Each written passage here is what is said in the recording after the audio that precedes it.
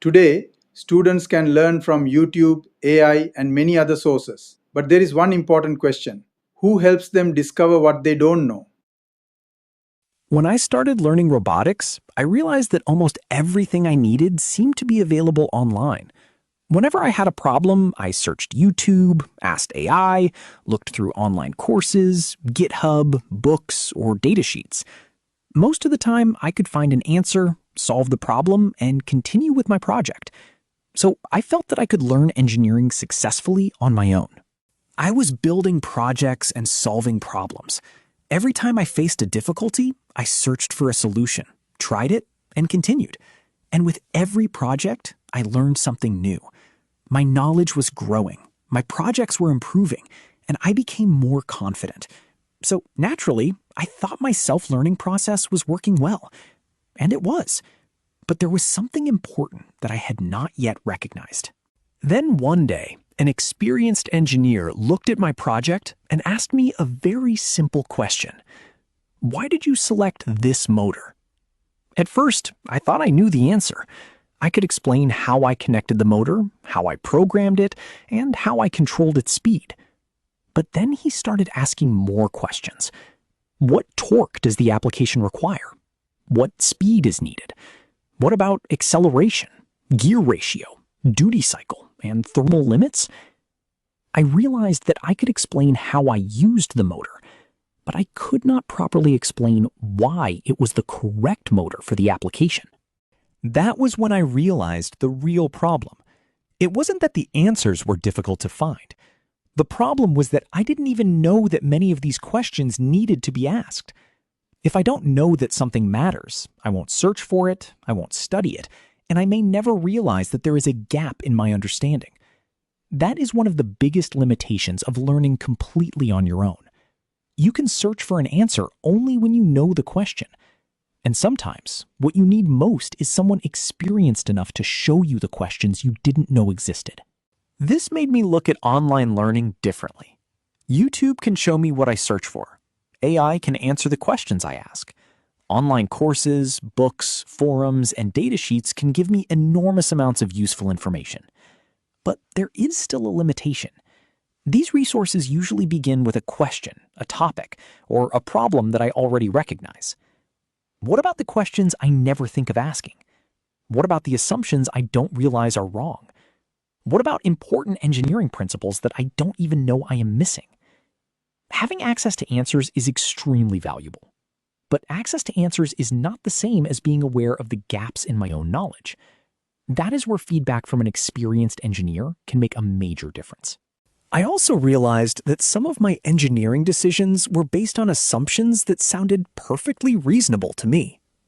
For example, I might say, this motor can produce 2 Newton meters of torque, and my application needs only 1.5, so the motor is sufficient. But an experienced engineer may immediately ask, at what speed? Is that continuous torque or peak torque? What acceleration is required? What is the duty cycle? What about the gear ratio, transmission efficiency, and thermal limits? My original assumption sounded reasonable, and the robot might even work. But that does not necessarily mean the engineering decision was correct. Without someone questioning my reasoning, a wrong assumption can survive many successful tests and projects. There was another problem I had not noticed. I was learning many useful things: Arduino, motors, sensors, Python, ROS, control, electronics, CAD, and even AI. So my knowledge was definitely growing, but much of that knowledge was growing in separate pieces. I knew how to use individual technologies, but I did not always understand how mechanics, electronics, control, software, and manufacturing influence each other in a complete engineering system.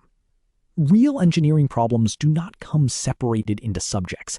Everything interacts. Self-learning helped me collect knowledge, but I also needed guidance to help me connect that knowledge and see the bigger engineering picture. By this point, I understood what had been missing from my self-learning. It wasn't information. I already had access to more information than I could ever use. What I was missing was guidance.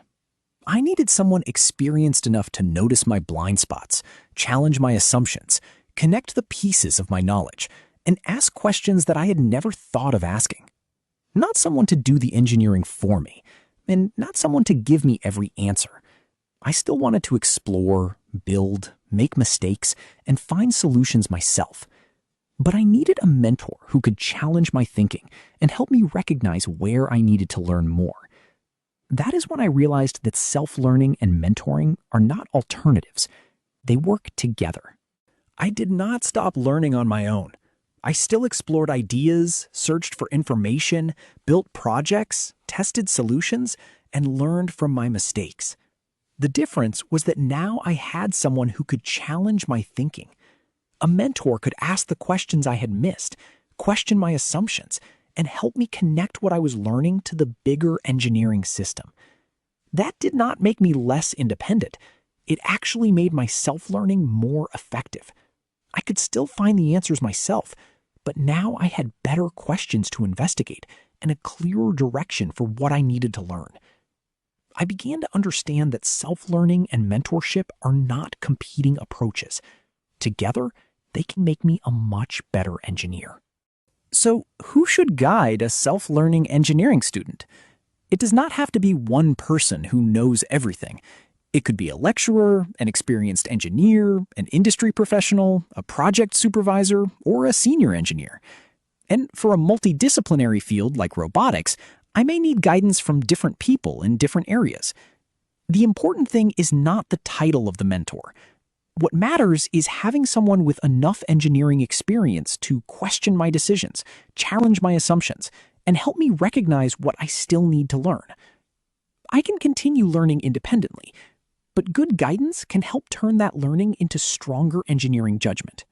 So where can I find this guidance? I realized that I do not need one perfect mentor who knows everything. A lecturer or professor may help me strengthen my fundamentals and theory. An experienced engineer can challenge my practical decisions and share lessons that come from real engineering work. Industry professionals and project supervisors can help me understand constraints, trade-offs, reliability, manufacturing, and how engineering decisions affect the complete product. Even good peer and engineering communities can contribute to my learning. What matters is not simply the title of the person. A good mentor asks better questions, challenges my assumptions, helps me see the bigger picture, and points me toward what I need to learn next. The mentor does not replace my self-learning. I still have to explore, study, build, think, and solve the problem myself. So this is what I learned from my journey. Self-learning is incredibly powerful, and I should never stop exploring, building, experimenting, and finding answers for myself. But I also have to recognize its limitation. I cannot always see the gaps in my own knowledge. I may not know which questions I should be asking, and assumptions that seem correct to me may need to be challenged. That is why a good mentor matters.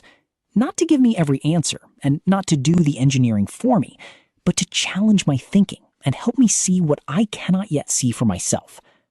So I will keep learning independently. I will keep building, and I will keep seeking people who can challenge the way I think. Because a good mentor does not just give me answers. A good mentor helps me discover the questions I didn't know I needed to ask.